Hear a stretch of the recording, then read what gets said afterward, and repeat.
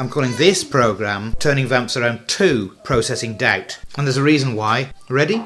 Well, I call it processing doubt because if you've ever done any kind of personal development type courses, and even if you're some kind of trainer, what you'll find is that you still have negative emotions aplenty. You'll still doubt plenty of things. You'll still doubt the personal development techniques, the modalities, the arts aplenty, even though you might keep the faith that because you're a good person, surely good will come to you, that surely there's light at the end of every tunnel, that surely because you're a positive thinker, having lots of the energies and intelligences and intents of personal development and positive thinking beneath your belt, life will somehow work out because it does and it has to. Being a master practitioner or a trainer of anything like NLP, life coaching, cognitive behavioural therapy, emotional freedom technique, whatever, you name it, doesn't necessarily make you a master of life. You're better than anybody else, especially at mastering or controlling any aspect of life. Doesn't mean that you can take any loftier position than any other person because you think you're somehow able to separate yourself from the everyday stresses and emotions of life like some great godly observer. No. So I've called part 2 of Turning Vamps Around Processing Doubt, Processing Doubt. Doubt. Because though you can lecture at yourself aplenty, or get somebody else to lecture at you, such lecturing might be able to push you into doing the things that you doubted you could do, but you'll still do them in a spirit of doubt. And for that reason, the outcome of that thing that you're doing is coloured with doubt. Some people might say that you have to hit doubt head on. And sure, that's good counsel. But when it comes down to it, how do you actually hit doubt head on? Once again, how? How do you hit doubt head on? Well, this program is about hitting doubt head on and processing it. Without a process, all you've got is force of mind, which I suppose is alright with some people. But what you've got in a process, particularly an NLP process, is something that is imaginative, thus has all the power of hypnosis. Reaches those parts that other beers cannot reach.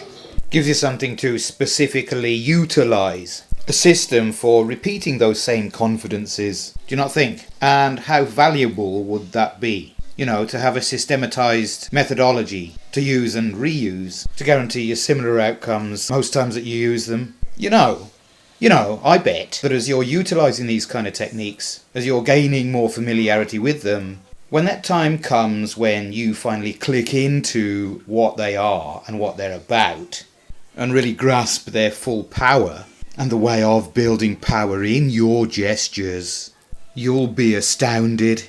You'll have plenty of times when that light bulb inside your mind comes on. You know, ding ding ding. I bet you. So I'm just going to start giving you the techniques just now. I'm not going to plan for months before I do so. I'm going to give them to you in no specific order, under the expectation that you also apply them in no specific order. Just dare.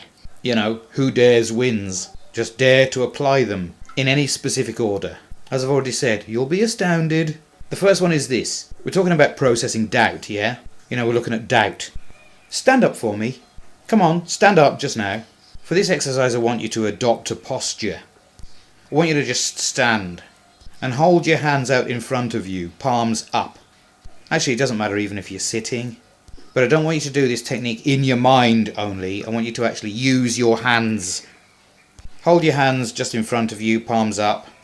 You know, you don't have to strain or anything. Just hold your hands out, open in front of you, palms up. Choose one hand to be the doubting Thomas in you.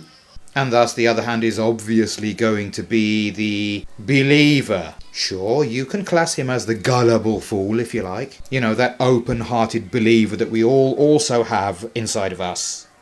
Soft-hearted, open, honest. Because that's its policy. Each of them represent a person, don't they? Or a personality. Maybe someone you know. Each maybe has a certain type of facial expression. Or a particular way they sit.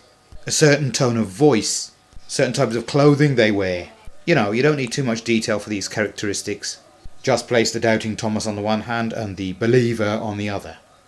Then what I want you to do is turn to each in turn and question it. Ask it, why are you doing this? Why do you have this attitude? Why are you like this? Why are you doing this to me?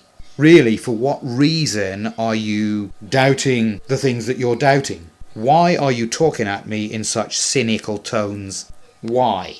And listen to its answer. Let it answer you and note it down. Remember what it's saying, memorize it so you can recall it. And then turn to the believer and ask it also, why do you take the stance that you take? Why, if life is what it is, do you take such a believing type of stance? Why is it that you are so open, trusting? Why are you such a gullible fool? Why? What do you think you cover or achieve by being that way? And again, listen to its answer, note it down, record it, remember it, memorize it so you can recall it at any time. And for each of their answers, ask further, what's the point of that? Whatever it is you think you're achieving by being this way, what is the point even of that?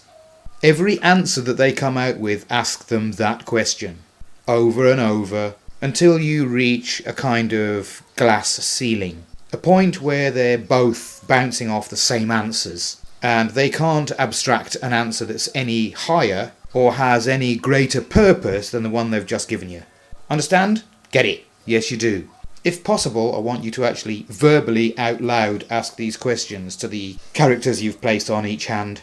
I bet you that about the answer that you're going to get when they're both hitting that glass ceiling, the highest level of answer that they each can and will give you is that they're doing this, they have this attitude that they have because they want to look out for you, they want to protect you, they want to give you guidance, that they ultimately both love you.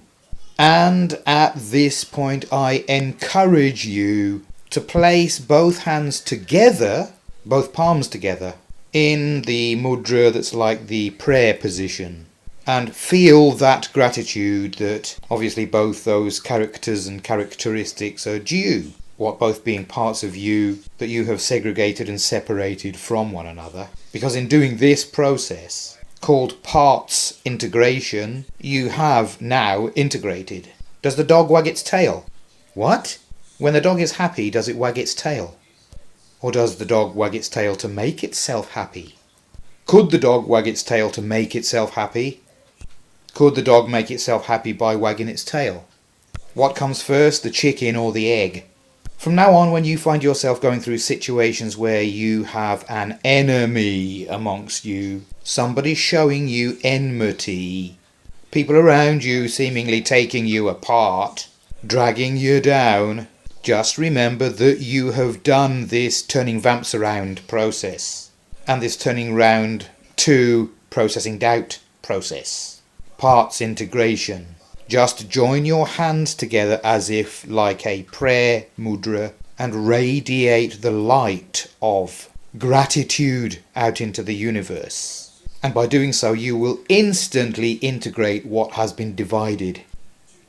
Ding!